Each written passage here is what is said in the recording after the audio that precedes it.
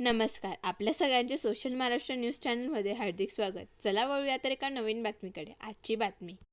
धुळे महानगरपालिकाच्या माध्यमातून शहरातील पांझरा नदीकिनारी असलेल्या सिद्धेश्वर गणपती मंदिरासमोर 1,30,00,000 रुपये खर्च करून दीपमाळ उभारली गेली आहे. सदर दीपमाळ उभारताना या रस्त्यावरच्या रहदारीचा कुठलाही विचार केला गेला नाही.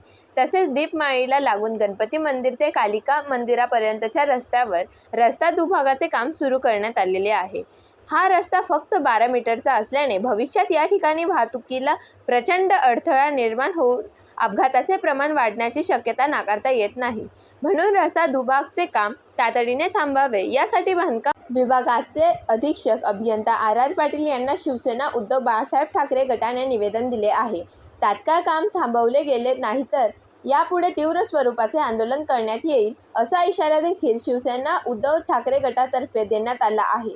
यावेळी शिवसेनेचे पदाधिकारी कार्यकर्ते उपस्थित होते. गणपती मंदिरासमोर दीपमाळेचं अत्यंत निकृष्ट, अत्यंत बेकायदेशीर आणि अत्यंत अव्वाच्या सव्वा दराने होत असलेल्या कामाबद्दल आम्ही तक्रार केली होती आणि हे प्रकरण माननीय हायकोर्टामध्ये प्रलंबित आहे.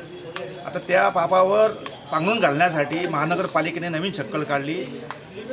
त्या ठिकाणी दीपमाळीच्या पूर्वेकडे त्यांनी आता एक 20 फुटाचा जो रस्ता आहे त्याच्यामध्ये डिवायडर टाकण्याचं काम चालू केलेलं आहे आणि ते डिवायडर टाकण्यामुळे त्या ठिकाणी अनेक अपघात घडण्याची शक्यता आहे.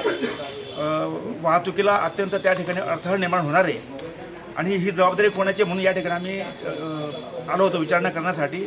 मुळात तो रस्ता जो आहे तो सार्वजनिक बांधकाम विभागाकडे आहे.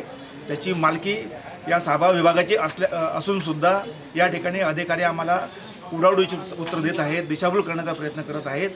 आमची अशी मागणी आहे की तो रस्ता महानगरपालिकेने विनापरवानगी खोदल्यामुळे IPC 430 कलम या अन्वये त्यांच्यावर फौजदारी गुन्हा दाखल करावा, ते काम तातडीने थांबण्यात यावं अशी मागणी करतोय.